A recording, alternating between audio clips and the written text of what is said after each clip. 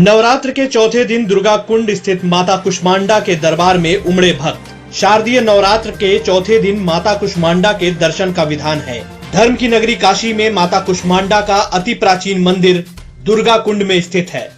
मंदिर के पुजारी सोनू झा ने बताया कि आज के दिन माता कुष्मांडा के दर्शन करने से सभी कष्टों से मुक्ति मिल जाती है। कहा जाता है कि ब्रह्मा विष्णु महेश जो तीनों नाभि में इनके वास करते वो है माँ कुष्मांडा। यहाँ माँ दुर्गा कुंड पे स्थित है। कुष्मांडा माँ को कुछ नहीं चाहिए। अगर आज के दिन कोई भी हरी छोटी इलायची या फिर कोई भी हरा वस्तु इनको चढ़ाता है या एक अड़हुल का फूल, ये अत्यंत प्रसन्न हो जाती हैं। यंत्रों पे इनकी पूजा होती है। जैसे हर रोग व्याधों के लिए, विवाह नहीं हो रहा है, संतान के लिए, इन सारी चीज़ों का यहाँ जाप चलता है और वो 12 मास चलता है। आप सब जगह देखिएगा कि जैसे प्रथम दिन शैलपुत्री है, दूसरे दिन चंद्रघंटा है, इस तरह के सारे मंदिरों में एक दिन बना हुआ है कि उसी दिन पूजा है। लेकिन दुर्गा कुंड स्थित जो दुर्गा माँ है कुष्मांडा देवी, आप 12 मास आइए। मंगल के दिन एक नवरात्र में जितना भीड़ होता है उतना ही इनका एक मंगल के दिन उतना ही भीड़ होता है, उतनी मान्यता है। कोरोना महामारी को ध्यान में रखते हुए वाराणसी के पयागपुर मातलदेह स्थित श्री प्रकाश इंटरमीडिएट कॉलेज में मंगलवार को एलकेजी से कक्षा 12 तक की कक्षाओं में नया प्रवेश लेने वाले बच्चों को निःशुल्क ड्रेस वितरण कार्यक्रम का आयोजन किया गया। कोरोना महामारी में स्कूल की इस अनोखी पहल की हर कोई सराहना कर रहा है।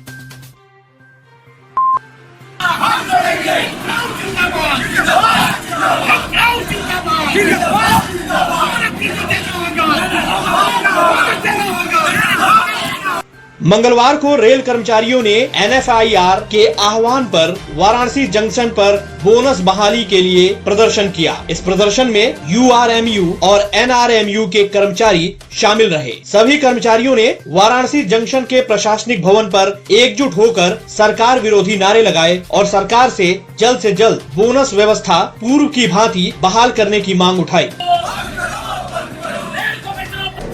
हम आपसे बताना चाहते हैं कि बोनस हमारा अधिकार है, ना कि वो भीख है। ना ही हमें कर्ज चाहिए, हमें लोन नहीं चाहिए, हमें भीख नहीं चाहिए, हमें हमारा अधिकार चाहिए। और उस अधिकार को लेने के लिए हम उनकी चूल्हे हिला देंगे। वित्त मंत्री होश में आओ, वित्त मंत्री होश में आओ। रोहनिया थाना क्षेत्र के शूल टंकेश्वर के पास अपने पूर्व चालक को गोली मारकर फरार हुए आरोपी को वाराणसी पुलिस ने गिरफ्तार कर लिया है। पकड़े गए व्यक्ति के ऊपर उसके पूर्व चालक बचाऊ उर्फ पकौड़ी ने गोली मारने का आरोप लगाया है। पुलिस ने आरोपी को पकड़कर उसके पास से पिस्टल और 3 जिंदा कारतूस भी बरामद किया है। स्कॉर्पियो की नंबर प्लेट पर लिखा था अखिलेश यादव। एसएसपी की पड़ी निगाह तो भेज दिया थाने। वाराणसी में फैंसी नंबर प्लेट के विरुद्ध ट्रैफिक पुलिस लगातार अभियान चला रही है। मंगलवार को ऐसे ही एक फैंसी नंबर प्लेट पर वरिष्ठ पुलिस अधीक्षक अमित पाठक की नजर पड़ गई, जिस पर गाड़ी का रजिस्ट्रेशन नंबर छोटे आकार में जबकि अखिलेश यादव बड़े आकार में लिखा हुआ था। इस गाड़ी को देखकर उन्होंने पहले गाड़ी को रुकवाया और फिर उसे आवश्यक कार्रवाई के लिए बड़ा गांव थाने भेज दिया।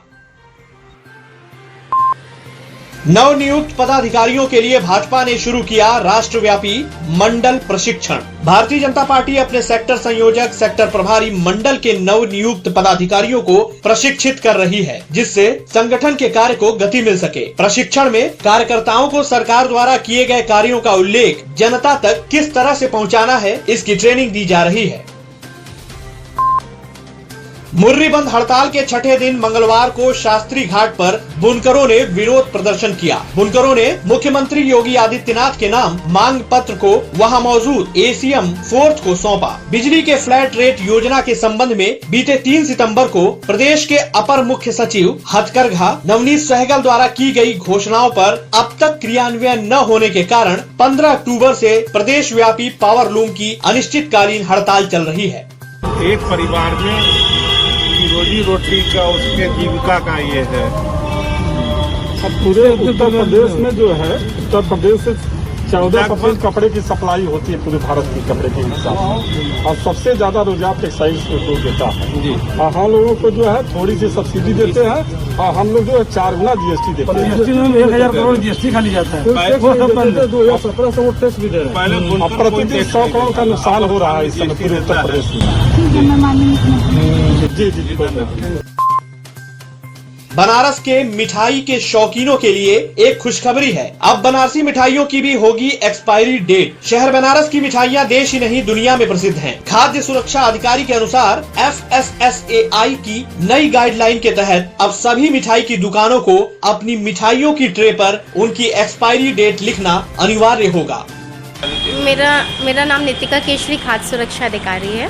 दशहरे का अभियान है। अभित अधिकारी के निर्देश पे हम लोग, आयुक्त का निर्देश है हेडक्वार्टर से, लखनऊ से, वहाँ उनके निर्देशन पे हम लोग जागरूकता कार्यक्रम और दशहरे पे जो खाद्य पदार्थ, फलाहारी आइटम, फलाहारी मिठाइयों की गुणवत्ता जाँच जो अभियान चल रहा है, उसी के क्रम में आज हम लोग यहाँ पे इस प्रतिष्ठान का निरीक्षण कर रहे हैं और इनको जागरूक भी कर रहे हैं कि इनको कैसे मिठाइयों को रखना है और कैसे इनका विक्रय करना है। FSSAI का एक गाइडलाइन आया है कि जो मिठाइयाँ हैं, जनरली जो मिठाइयाँ जो ट्रे में रहती हैं, जो खुली, उसमें बेस्ट बिफोर और मैन्युफैक्चरिंग डेट नहीं रहती है।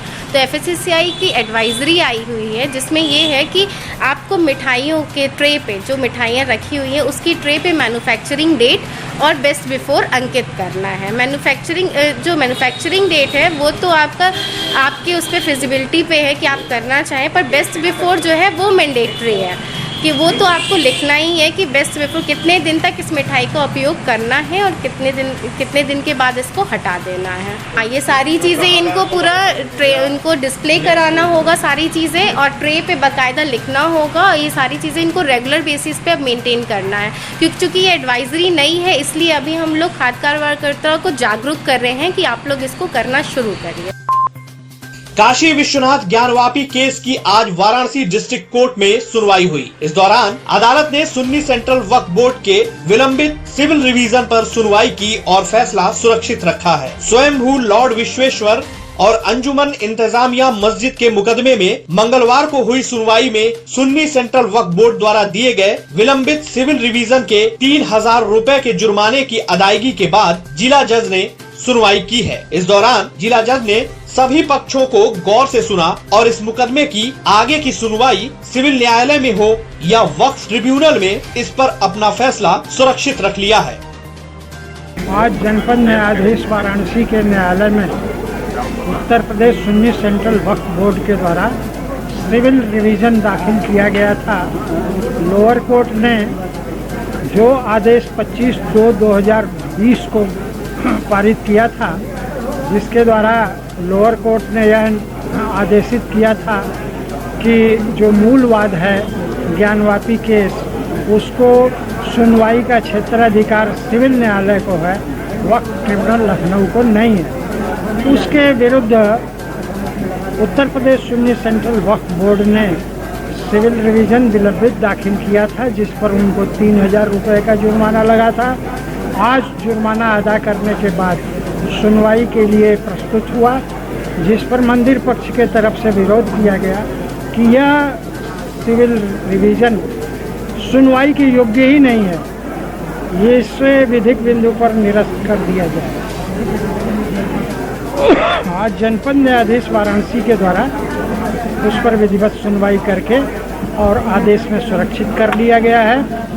आज या कल उस पर आदेशित किया जाए। वाराणसी में मंगलवार को 71 कोरोना पॉजिटिव मरीज मिले हैं। जिले में बीते 24 घंटे में एक मरीज की मौत कोरोना के कारण हुई है। मंगलवार को 131 लोग होम आइसोलेशन से, जबकि 9 लोग विभिन्न अस्पतालों से स्वस्थ होने के बाद डिस्चार्ज किए गए हैं। जिले में कोरोना से मरने वालों का आंकड़ा 255 हो गया है। अब तक 15,958 कोरोना पॉजिटिव मरीज वाराणसी में मिल चुके हैं। इनमें से 14,819 लोग स्वस्थ हो चुके हैं, जबकि एक्टिव मरीजों की संख्या 884 है।